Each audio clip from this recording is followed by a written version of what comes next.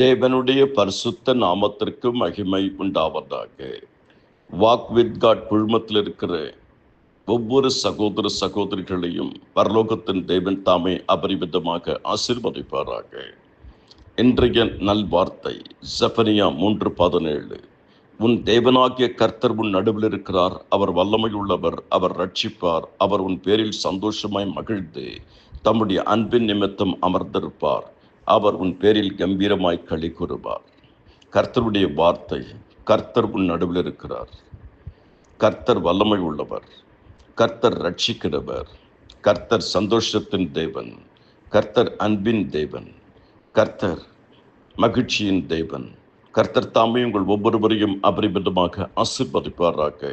உங்கள் யாவருக்காகவும் ஒரு சில நிமிஷங்கள் ஜெபித்திருக்கிறேன், தொடர்ந்து ஜெபிப்பேன். பரலோக பிதாவே, சர்வ வல்லமையுள்ள எங்கள் மகாபெரிய தேவனே, வாக் வித் காட் குழுமத்தில் சேர்ந்திருக்கிற 650 பேருக்காக வேண்டிக் கொள்ளுகிறோம். ஆண்டவரே, பல இடங்களில், உலகத்தின் பல இடங்களிலும் ஆண்டவரே, விசேஷித்த விதமாக தமிழகத்திலும் இந்தியாவில் பல இடங்களிலும் இருந்து ஒரு நம்பிக்கையோடு இந்த குழுமத்தில் இணைந்திருக்கிறார்கள். இயேசுவின் நாமத்தில் வாக் வித் காட் குழுமத்தில் இருக்கிற ஒவ்வொரு சகோதரனையும் சகோதரியையும் ஆசீர்வதிக்கிறேன். ஆண்டவரே, இவர்களுடைய தனிப்பட்ட வாழ்க்கை, குடும்ப வாழ்க்கை, ஆவிக்குரிய வாழ்க்கை, சமாதான வாழ்க்கை, ஊழிய வாழ்க்கை, தொழில் வாழ்க்கை, கலாச்சார வாழ்க்கை ஆசீர்வாதமாக இருக்கட்டும். படிக்கிற பிள்ளைகளுக்கு ஞானம், அறிவு, கிருபையை கொடுங்கப்பா. இயேசுவின் நாமத்தில் ஒவ்வொரு போதகர்களும் ஆசீர்வாதங்க. இந்த குழுமத்தில் இருக்கிற போதகமார்களுக்காக வேண்டிக் கொள்ளுகிறோம். ஆண்டவரே, அவர்கள் சபைக்காக, சபை மக்களுக்காக வேண்டிக் கொள்ளுகிறோம். ஆண்டவரே, சபைக்கு என்று சொந்த இடம் இல்லாதவர்களுக்கு சொந்த இடத்தை கொடுங்க. சபைக்கு வாடகை கட்ட முடியாதவர்களுக்கு அனுகிரகம் பண்ணுங்க. வாக் வித் காட் குழுமத்தில் ஒரு குடும்பத்தில் கர்த்தாவே கடன் இருக்கக்கூடாது. இந்த கடன்கள் அடைக்கப்படட்டும். ஒரு குடும்பத்தில் தரித்திரம் இருக்கக்கூடாது. கடன் யாராவது வாங்கியிருந்து திரும்ப கொடுக்கவில்லை என்றால் அவர்களுக்கு கொடுக்கத்தக்கதாக கிருபை செய்யுங்க. என் வாழ்க்கை ஃபுல்லா மன வருத்தமாக இருக்கிறது, மன ஏமாற்றமாக இருக்கிறது.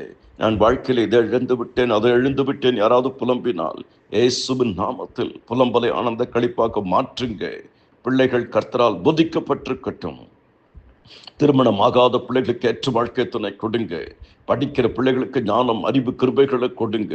வாக் வித் காட் குழுமத்தில் இருக்கிற ஒவ்வொரு டீச்சர்ஸ் மார்க்காக வேண்டிக் கொள்ளுகிறோம். ஒவ்வொரு நர்ஸ்க்காக வேண்டிக் கொள்ளுகிறோம்.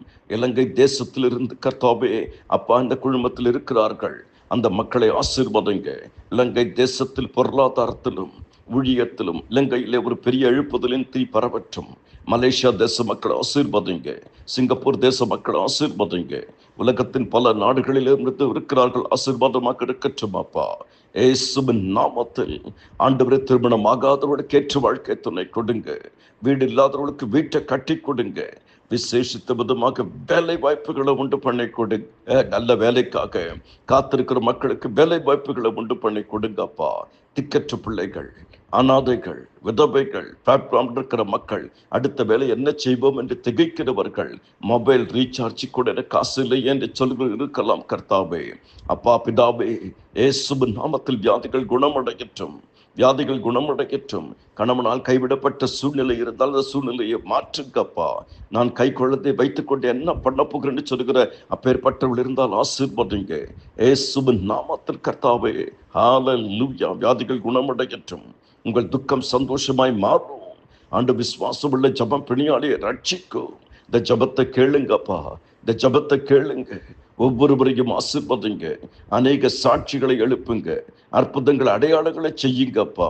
ஆண்டவரே, திக்கற்ற பிள்ளைகளுக்காக, அனாதைகளுக்காக, விதவைகளுக்காக, பிளாட்ஃபார்ம் இருக்கிற மக்களுக்காக ஆண்டவர் நாங்கள் என்ன செய்யணும், எப்படி செய்யணும் எல்லாம் சொல்லிக் கொடுங்க.